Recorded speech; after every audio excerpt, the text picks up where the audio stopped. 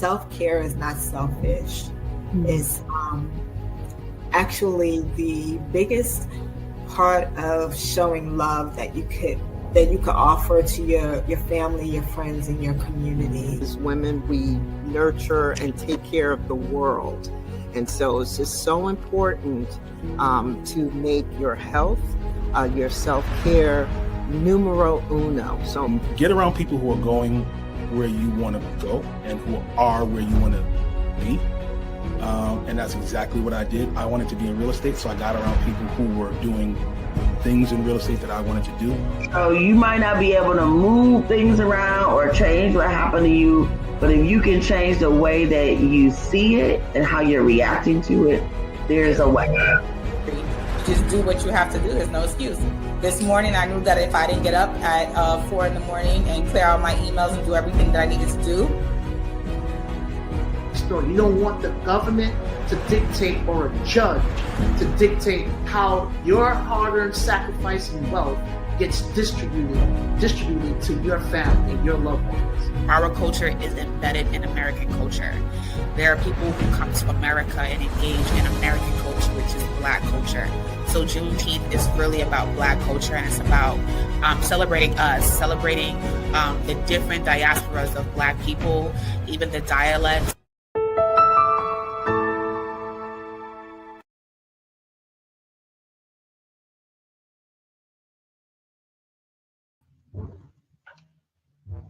Hello, everyone. Welcome to another day with Juneteenth NYC. My name is Athenia Rodney, CEO and founder of Juneteenth NYC, and we are super excited and thankful to have you. It is January, y'all. January, we are kicking it off with our great topics about hair. And last week, our conversation with Tondo Kafele was A-okay. We had such a great time.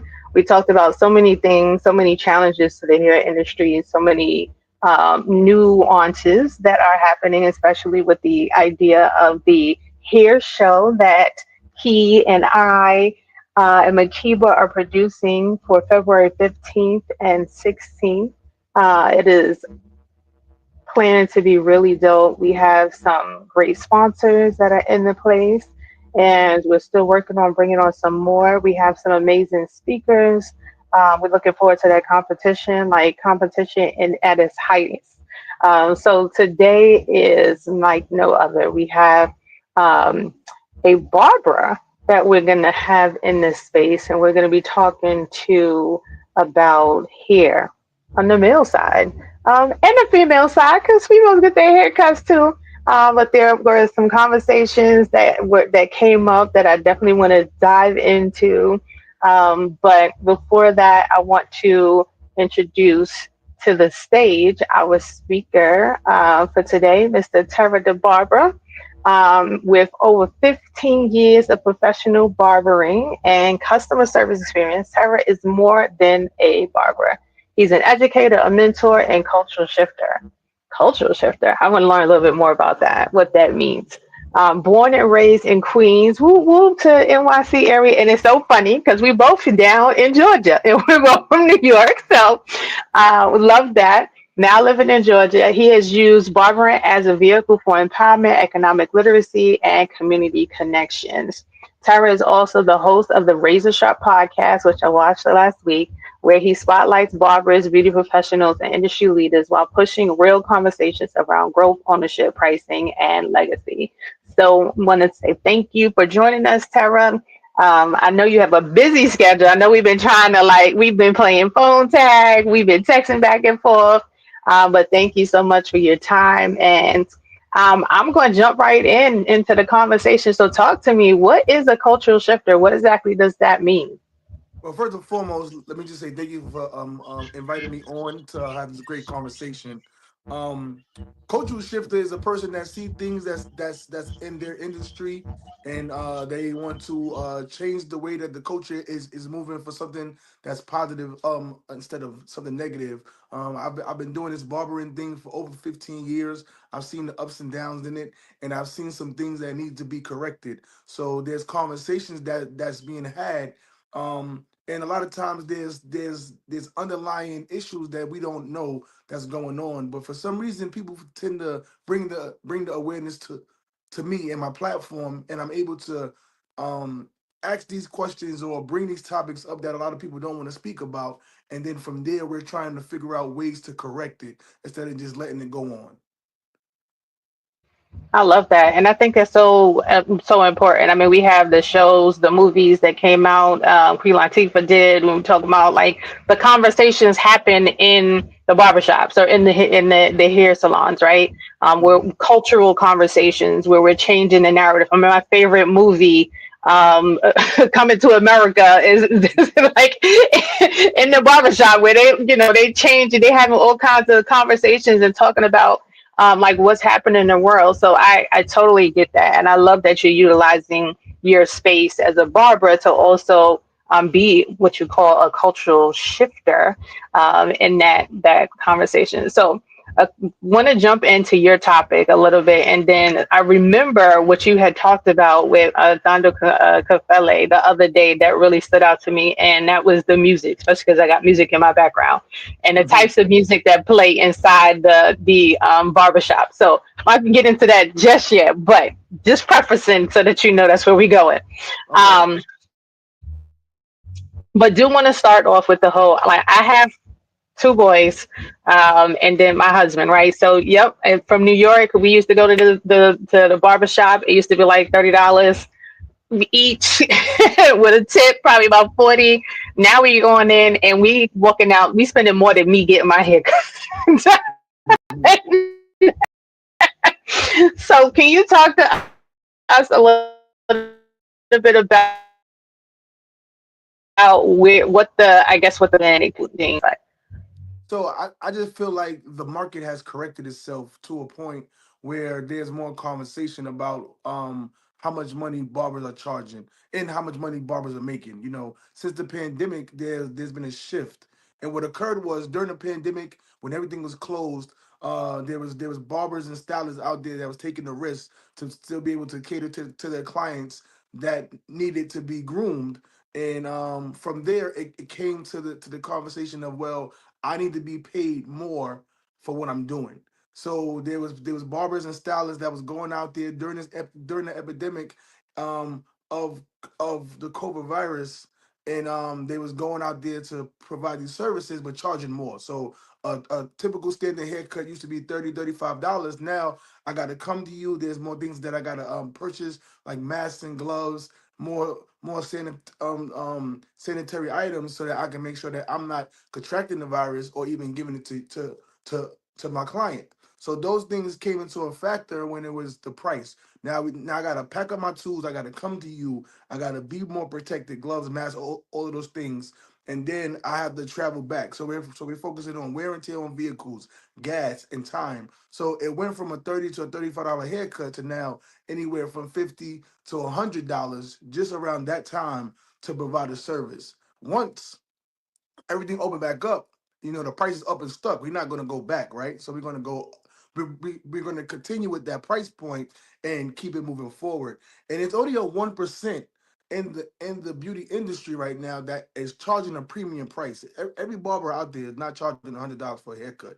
There's still places, even in Queens, New York, where I'm from, that's charging $25, $35 a haircut. So there's a barber for every client. There's a price point for every client. It's just that outlets like World Star and all these other platforms are having these conversations about how much barbers are charging, and then that's what's carrying the narrative. No, I'm definitely I'm experiencing here, which I was feeling like I'm this Georgia, like I'm not I'm not supposed to be I'm not supposed to be hitting that $55, $60 a haircut kind of thing here. I was like, but to your point, when I go back to New York, and it could also be the fact too that in New York City there's a barbershop on every corner. Right. So there are a lot more barbers. So if you start raising your price and everybody else is not doing the same, then people are gonna be like, yeah, I'm gonna go down a block to the next person. So Yep. I get that. And that is also that's with any industry. You talked about what needs to happen or what needed to happen when we were in COVID and when people were traveling to individuals' homes and trying to make do in those spaces.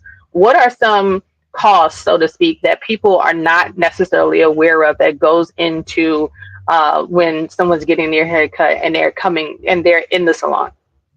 Well, I mean, as far as the main overhead is going to be booth rent, right? So we're going to go anywhere from $100 to $250 to $300 a week, and that's what that private contractor has to pay out just to hold that space. So we're talking about just the rent space, and then we're talking about tools. Now it is up to us for whatever we want to use. We can go low end or we could go high end, but it just depends on that person.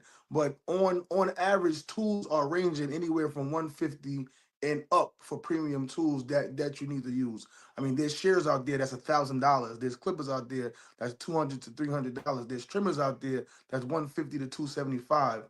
And then we're talking about things that we need for everyday operation, like cool care, which is our sanitary sprays, our sanitizers and sprays, alcohol, or any other kind of antiseptic to make sure that the client area is clean after the service. And then for most barbers out there, we're using gloves and we're using masks. Now I've been using gloves and masks way before COVID, just because I know of the health issues that can occur to us being servicers that may get these hair follicles and dead skin cells and things of that sort, the debris that's coming off the scalp and off the face that's just lingering inside the air that we just don't know that we're taking in. So it came a time where I said that I need to set myself differently from other people and to make sure that my health is at its best by making sure that I'm practicing the proper procedures.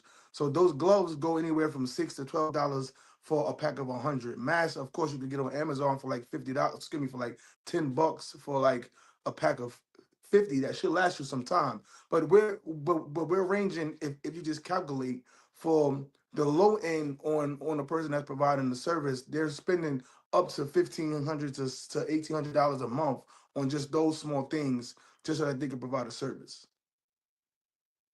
Wow, that is definitely and thank you for putting it in perspective because I know people on the outside they're like, oh, you just cutting hair and you taking some alcohol and wiping it off and then going to the next person. And it's like what do all that money you pocketing and you putting in your own pocket kind of thing. And it's like Hmm. there's so many things that go into a craft. What you didn't talk about, which I would love for you to be able, is the education behind it, Hmm. and practice. Like you, like yeah, a lot of times that is what you're paying for. When I tell people you pay for a teacher, a coach, a professor, like you go into those different spaces, you're paying for their experience, all of the years that the time that they put into doing research and perfecting their craft and stuff like that. So when you talk to us a little bit about the education behind barbering and how you have seen people increase from just, I guess, barber school to like really studying the crafts, and what are ways that people can study the craft? Yeah, so we're gonna go from if you're in New York State, which is just 500 hours compared to other states that can do anywhere from 1,500 to 2,000 hours. And in most states, barbers and stylists and beauticians have to do more hours of training and practical learning than a person that's trying to be on the police force. So they were factoring the amount of hours, 500 to anywhere to 16 to 1,700. We're talking about anywhere from $2,500 to anywhere to $20,000 just to pay for that education. Then once you complete the hours that's required, then you have to pay to take your practical and to take your written test. You have to complete all the hours, then go for the test, pass the test, and now you'll be able to practice in in a safe place where you're able to provide a service. That's either a barbershop, a salon, or a private space. But even after that, you're still not a master. They say you got to do 10,000 hours to master anything. But after that, you're just learning the fundamentals in the safety precautions and to say that you have reached the requirement of the amount of hours. But then after that, now it's on the job training. That's then you're going to be learning. So after the barber school and paying out all of this money, and some people still still have to pay money afterwards. Really focus on continuing education. Me being in the industry for over 15 years, I still do continuing education every single year. That's just a requirement to keep my license active. And also, with so many new things that's coming up with micropigmentation, when it comes to different facial procedures and other things that the barbers are taking from the esthetician world and the cosmetology world, and we just try to intertwine. So we're always continuing learning something new that's going to bring more revenue to our everyday services. Wow, I'm not gonna front. You just blew my mind just now. Like what? Like 1,500, 1,500 hours. Yep. Um, I'm like, is it that much information to learn? But I guess it is if you really want to understand and go deep. I mean, it's the same. I mean, I had my balloon business when I first got started, and I was doing that for it was like 200 hours. And people was like, "What do you mean? All you do is take some balloons, you blow it up, and you put it together." And I'm like, "Yeah, but it did. You got to talk about the color. You got to talk about the density, the external weather, like how that affects it. Like there's so many things that we have to go into. And I imagine for here, you have so many more of that as well because you're talking about people, and just as many people is how many differences you're going to find with being able to cut individuals' hairs. Mhm. So thank you for sharing that and even just going into that education. And I think part of that too is some of those costs that we don't really see, right? Like some of that money has to go back to paying for the education, just like when you go to school and you get a degree. Now you got a student loan that you got to continue to pay back. So it's like, is your end result going to help you to pay for the former position? Mhm. Um, so I want to pivot a little bit and talk about the music and the environment, the culture that is the barbershops, right? Because as a mom going into the barbershops, I absolutely despised going into the barbershops. And I was so glad when my older son, got old enough, I would literally like go inside. I would see who was there. I would tell them, look, I'm paying for it. And then they would sit inside and I would go sit in the car because I Mhm. just could not deal with the rhetoric that was in there. And sometimes even music was playing that had plenty of curses and all kind of stuff in it. And this was when I was taking my kids when they were really young. Like that became a real challenge for me because I don't curse. We don't curse in my house, or at least we try not to, at the very least. And especially not around the kids. That's the whole goal for me, like to raise them up as I would like them to go. But then to go into spaces like that they had to go into, and we had to go every week or every other week to get their hair cut, and it's like, yeah, this is the culture in here. Or they talking about girls or who they done smashed or what they did last week at the club. And I'm just like, oh my gosh, can we change this topic? So Mhm. talk to me about, I guess, what, and again, like I said, this has been a part of the culture for years, or different cultures. And what have you seen, or have you seen a change in the dynamics of what that looks like, and why? So we're gonna go first on the fact of the matter is that the lack of professionalism that's been going on in the barbershops for over 2 decades. And the owners not taking on the responsibilities of actually being leaders, not just pillars of the community, but leaders within a four walls. And it come a time where the majority of those owners just were people that, probably didn't have a license, and they was just in the shops hiding from the state board, hiding from the Department of Health, and just was trying to provide a s- a po- a lifestyle, a way of making income. So then they say if you build it, they will come. So they built something without knowing the professionalism that goes behind it, and that's in from them to the other people that they bring on board. And it was just a domino effect of every single barbershop. And there was a few here and there that didn't want that seen something wrong and wanted to change it. But again, throughout the urban communities, we had that for so many years. Now we could go back to the 50s, 60s, and 70s when it wasn't like that, right? But then I feel like once we get closer to the 80s, 90s, and in these urban areas, there's more of a lack of intelligence, there's lack of business savvy, and there's lack of really respecting those that's being patriots of your establishment. So that's what happened. The professionalism was out the window because barbering was always treated as a hustle. Now we're in 2026, and there's more barbers and owners out there that's pushing the envelope a little bit further. That want professionalism. That want everybody to be clean cut. That wants the atmosphere to be acceptable for everybody, and they're catering to not just the male and the father and son, but they're also catering to the women that want to come into the establishment. Uh-oh. So thank you for bringing in the female aspect as well, and yeah, the lack of professionalism. I mean, just like you said, call a spade what it is, and chase it. Um,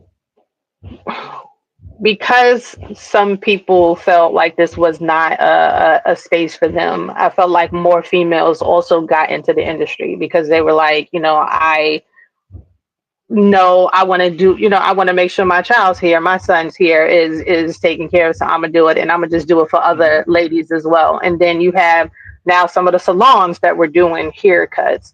Was that seen as a contentious moment, do you think, for the barber community, or was it something like, oh, let's figure out how to collaborate?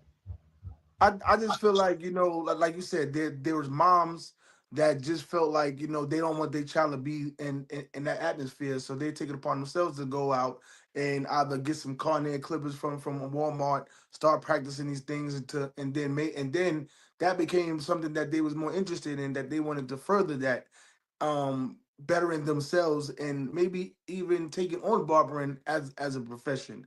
And from there, because I interview a lot of people on my podcast, Radio Sharp podcast, and I speak to a lot of females that's in the barber industry now and what got them into it. And a lot of times it may be somebody that has sparked the interest in them, somebody that they've seen, or just the majority of them stories is that they started in the salon.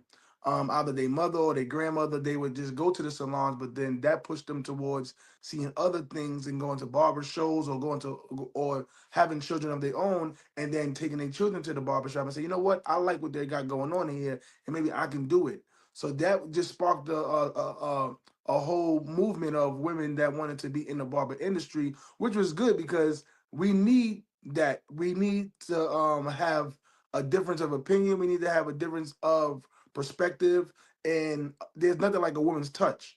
And I've worked in almost and the three barbershops that I've been in, I've only worked in one barbershop that had women barbers in it. And I felt the difference from holiday time when they want to decorate to just making the place to smell better and look better.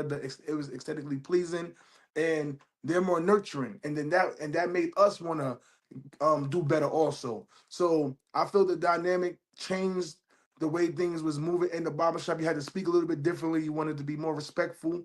And you're not gonna talk crazy in front of your mother, and you're gonna treat these women the same way. So I think it it helped the culture of barbering when we got more women barbers involved.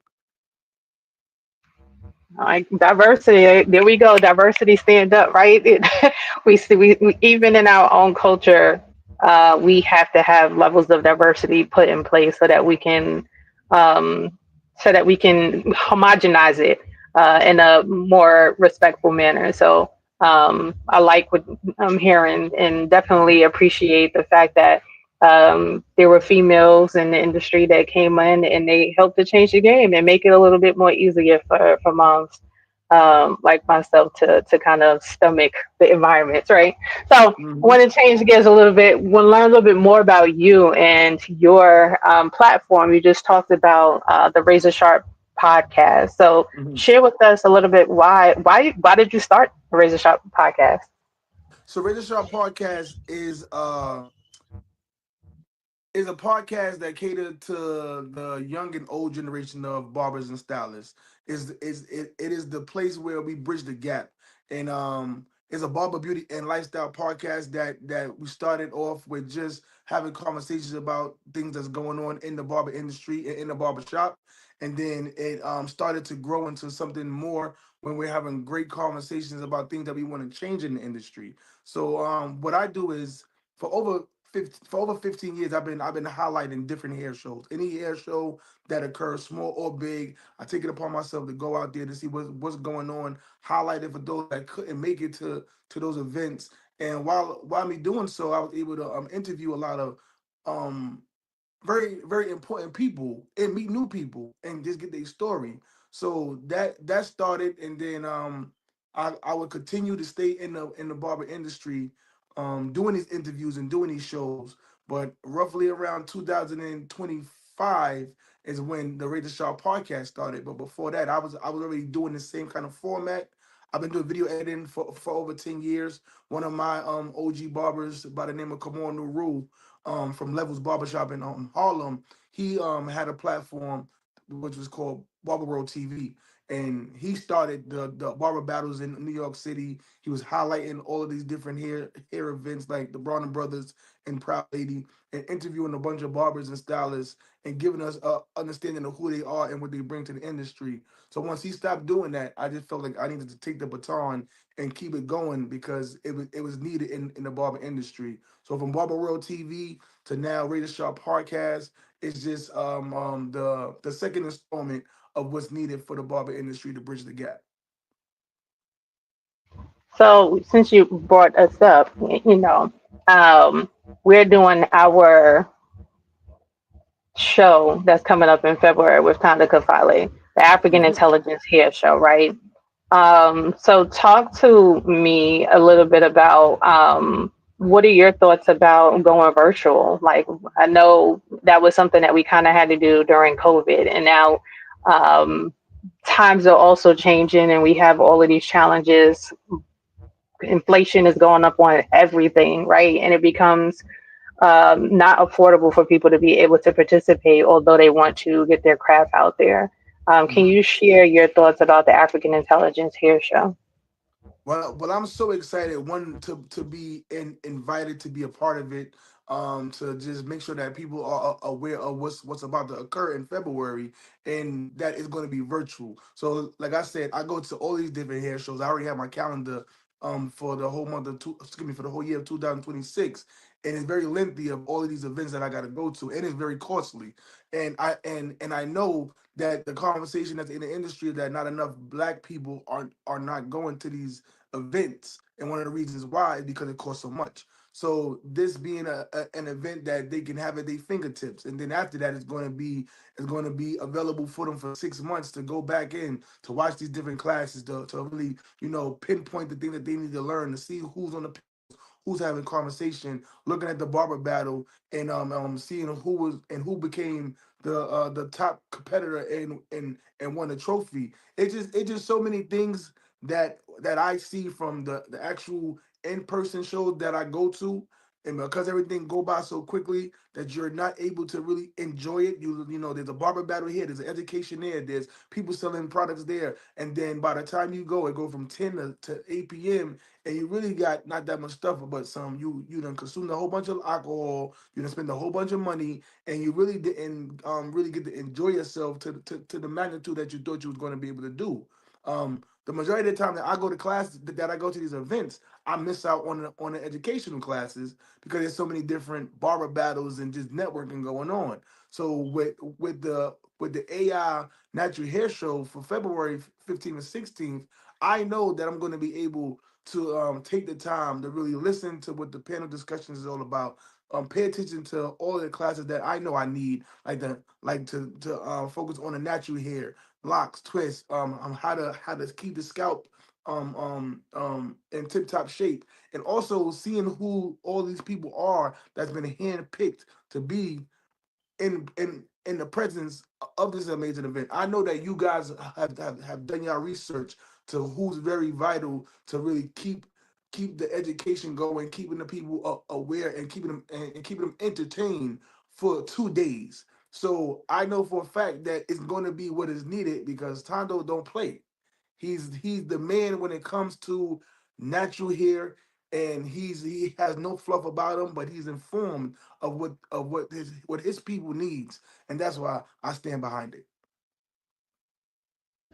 Yeah, I love that. And even just talking about that, how did you connect with Tondo? Was it at a hair show, or what was your initial, I guess, meet and greet with him? So like I said, I was doing a lot of video editing for Barber World TV, and around that time, Tondo was one of the guests on the Barber World TV podcast. And while I was editing it, I just felt the energy of his interview, and I was like, this. First of all, his demeanor, the way that he speaks, it was just so powerful. I never felt that much positive energy from a person that was speaking about hair. So from there, I've always been a person to watch what he got going on. And my first time actually meeting him was a couple, probably like a year or two ago. And mind you, Barber World TV, the episode with him was maybe, it had to be at least over 5 years ago. But so from me just editing that and just being a looker of what he got going on, to actually meeting him when he came down to Georgia for one of the hair shows, I was able to tell him who I was, and that I was a big fan of his. And from that moment, it was always nothing but great energy, and he like embraced me. And then I started to send him things of the episodes a couple weeks ago, just sending him things because I always go back to those episodes because it was so impactful, and it's things that I need because we're lacking the intelligence of the conversation of here. So I gotta go sometime to the old place to get reminded of the reason why I love what I do. And his episode of Barber Road TV and just the things that he put out there is the things that just keep me fired up. And then so I'm just thankful from that episode to being able to be in his presence, and then seeing how he do things on social media. It just exudes nothing but love and positivity. I, yeah, he definitely does. I mean, I met him. We honored him for our Juneteenth festival last year for our Black King celebration. And at first, I was just like, okay, what kind of, he has this air about him that's like, I'm the bomb. And then when he came, I was just like, yo, you real dope. Like, you are the bomb. Like, like, you're not like an airy kind of a-hole kind of bomb. Like, you're the bomb. Like, you really are a king that's humble and you care about your people and you making sure that that we understand more so about who we are and our here and our story, and that it's okay to share it, like all of those things. Mhm. And I get that from him, and him encouraging other people to do just that as well, to stand in their truth. So when he told me about you, I was like, all right, if you share, you saying that this the guy, like I know, he is definitely the truth. And the first thing what happened when I called you, you was telling me about the event that you do. And I would love for you to be able to share a little bit about the event that you do down here in Georgia. Oh yeah, so we came together. Me, myself, Tony Banks.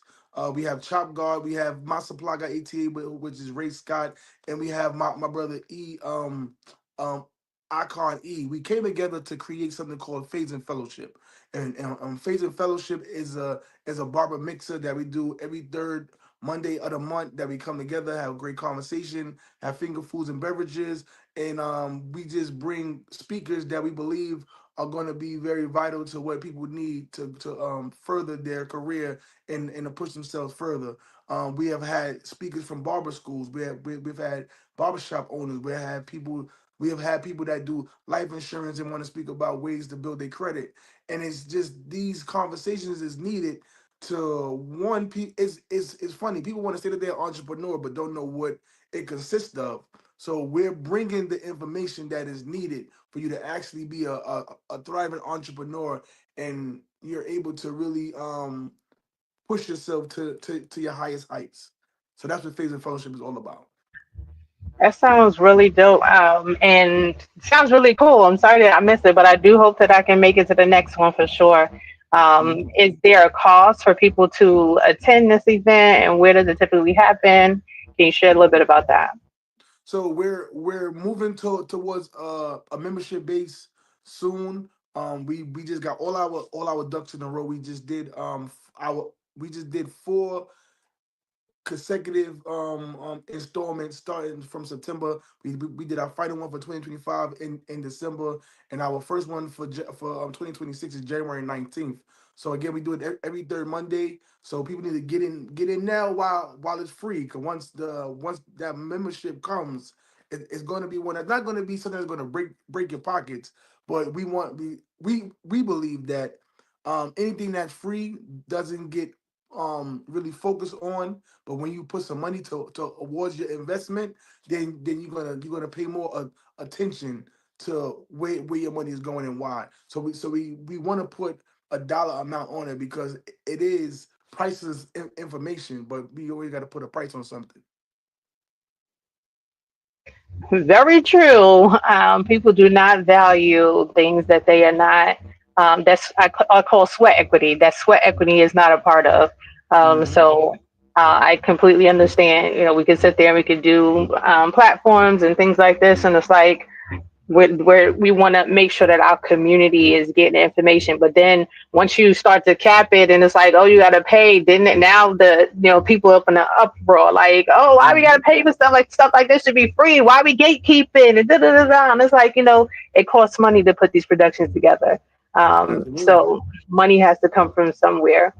So as we're coming towards the end of our session, and it feel like it's going by so fast, It I is. do want to ask a question about just how you want to pay it forward. Like if you were to pay it forward, and you are definitely doing it. One of our pillars is about education, and so everything that you are talking about, I'm like, yes, yes, I love it. One, you a black brother, and you are spewing information about um, our culture, history, and just talking about together, working together, unity, things that we don't do a lot of. And I'm so big about like our brand is how do we change the narrative about the stories that people have about us to Hmm. create our own story that we want them to know about us. So basically, how do we change the narrative?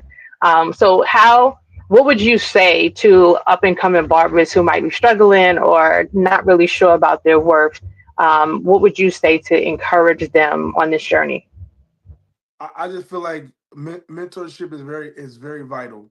Off the rip, once you finish school or once you finish your education, you need to find somebody that you want to emulate, that you want to emulate, somebody that you want to copy. There's always a bunch of copycats, but you got to copy the right cat. And a lot of times we really just looking at the glamour and glitz, but not what do they bring to the table and if they built that table or where they just invited. So if you want to go far, you want to find yourself in a room full of people that's smarter than you. You want to be in a room full of people that's doing more than you, and you want people that's going to push you and try to lift you up and not try to bring you down. So it's all about communication and networking, and always being a part of something that's gonna be positive and nothing negative. Oh, I love that. Well, thank you for sharing that. So this is my last question, kind of a two-part, because as we're going into this is 2026, this is the 50th anniversary of Black History Month, which a lot of people are not even aware of. Can you share what Black History Month has meant to you? So growing up, Black History Month has been repetitive as far as when it comes to the education system and only teaching us about certain people. They teach us about Martin Luther King and Rosa Parks and people like that. But now with social media and with other people able to put out content, now we're able to really get an understanding of people that may not have been popular but have brought great things to the table. So what Black History mean to me is to just learn one's history of of the people, of their people. And as being black people, we really don't know where we come from, right? So we have to have an understanding and start doing our own due diligence to have to learn more about not just where mama come from or where grandmama came from, but where great great grandmother come from and the people that was in our community come from. And I'm happy to be able to pay attention to more of what's going on with so many people giving information on knowledgeable people that have created things like Wi-Fi or data or the street signs, or things that they don't let us know that a black person has created. And social media has helped us learn so much more. There's a barber by the name of Craig Skills that has taken it upon himself for the month of February to not just celebrate black people who have done historical things, but also black barbers. He has coined that phrase, Black Barber Month. So he's intertwining not just a barber, but he's intertwining, because what we don't have is history of a lot of things, but we really don't focus on history of black people. And it shouldn't just be one month. It should be every single day that we're ingesting more information about us as a whole, so we can focus on it for that February, because that's what they told us, right, to do. But us as black people should be so prideful that we are continuing to learn 365 days of who we are and what we bring to the table. Yeah. So funny. Like I said, I have three children, and my 11-year-old, they were watching some TikTok. I guess the new. He said it's not a fad, but this new the countdown series. I was like, oh, I'm gonna do a countdown about history for us. Of 365 days. I said the same thing. I was like, we keep being told. I was like, I'm glad that we have been given this 50 years, right? I don't take anything away from that, but it's like, what's next? Like, okay, we've done 50 years now. Let's continue to push the envelope.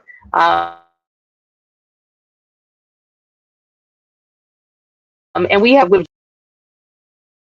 been able to get Juneteenth established as well, for African Americans, and to help African Americans have a place, because I feel like I'm a multicultural background, and I'm part Hispanic, part Caribbean, and all of these other backgrounds within me. But my Southern self doesn't feel home. I don't feel at Mm. peace. And so that's where me taking the helm in Juneteenth NYC came from, because I was like, I need to create space for African Americans to feel at home in their own home. People Mm. from other countries come here and they make it feel home. So it's like, everyone's quick to jump up and got a flag. And I'm like, I go to the parade, I go to Puerto Rican Day parade, they jumping up and having fun, Caribbean parade, this parade, that parade. But when it comes to African American Day Parade in Harlem that is had, it's like, oh, who? What's that? When does that happen? Like, we don't know nothing about it. We don't know the dates. We don't know, like, this, that it's irrelevant. So Mhm. being able to encourage people to learn more about their history, and I learn more about Juneteenth each and every year. The story of Juneteenth, the story of the ending of slavery, like, that story continues to change and evolve. And I'm like, that's something that we have to continue to talk about and to share. So that's what I use my platform to be able to do. And I appreciate people like yourself coming on and being able to share your story, your history, and how you have made a place for us in this world. Yeah. Any last words before we close out? I mean, as far as just speaking about Juneteenth, what I want everybody to understand is that let's not make it be more commercialized than really getting our information. When the government say that they're going to give us a day, now they start to give it more fluff to it, right? And then we're having barbecues and everybody's coming together to celebrate. But what we need to do is within the festivities is actually learning the root. Especially like during Kwanzaa. Kwanzaa has went out the window. Like me coming from Queens, New York. I was in Brooklyn, and when I was a young child, I was a part of a martial arts group in Brooklyn, in East New York, that was all black senseis and masters, and they focused on the way of the warrior, of the black warrior. So we spoke the African dialect. They was teaching us these things. They would teach us um, um, Kwanzaa. We celebrated Kwanzaa and not celebrate Christmas. And that was new to me, because everybody, we got this white jolly man, and we waiting for the Christmas tree, and we getting the gifts. But I was enlightened a little bit more at an early age by being around some black men and black women that was really in tune with their blackness. They was really locked in. I don't know if they was 5%ers first, but I know that they brought more sense of pride and sense of understanding. And I felt like over the time, me getting older, those things got pushed away from me, and then just more things that was going on in my urban community was focused more. But we need to come back together when it comes to Juneteenth and focus on what Juneteenth was really all about. There was people that didn't understand that they was free and they were still working and being harassed and all of these things until they had to drop that gavel and let it be known that you are free. And even when we were free, we didn't know what to do. We still went to work. We still went to master to. So now we are really actually consciously free.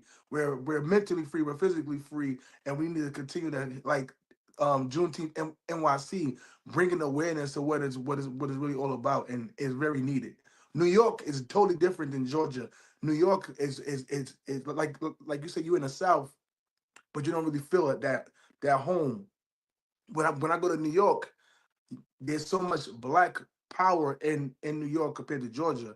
We got black money in Georgia, but we don't have that black power in Georgia. In New York, I could feel the blackness, even though it's starting to get, gentrified and starting to be tainted a little bit, but it's still more black power and unity in New York than any other state that I've been to. Yeah, absolutely right. I mean, I've only been down here 3 years, so I'm still learning the politics down here and figuring things out.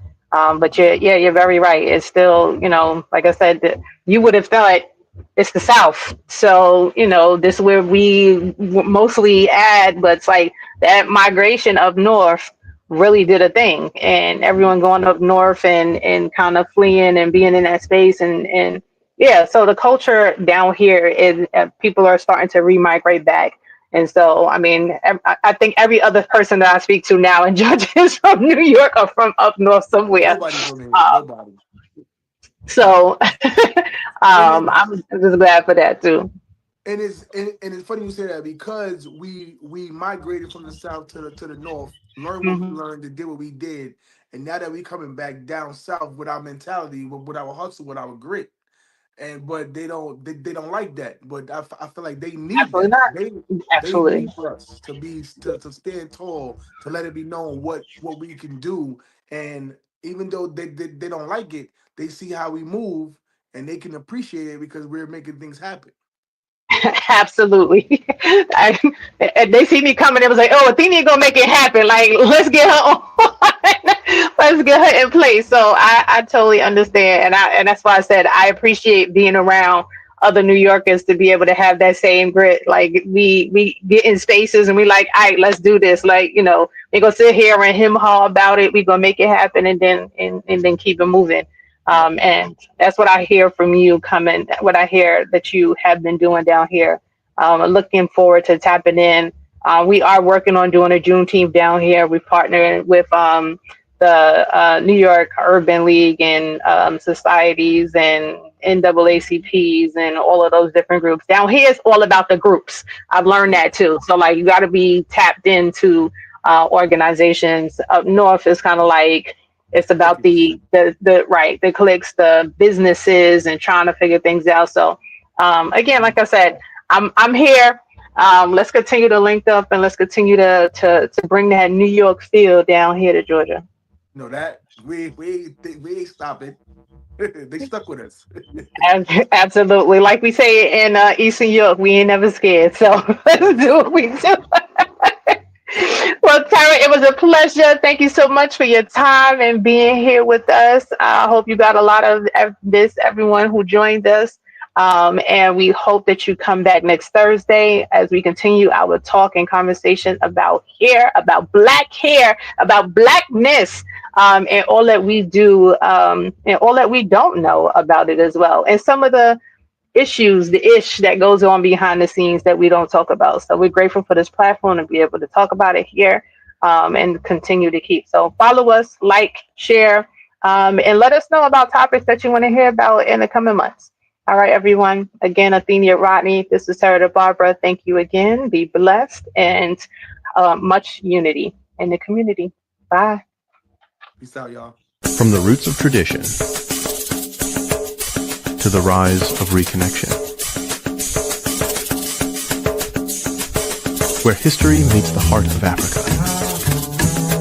Celebrate freedom, culture, and homecoming. This isn't just a trip. It's awaits a return. The motherland is calling. Will you answer?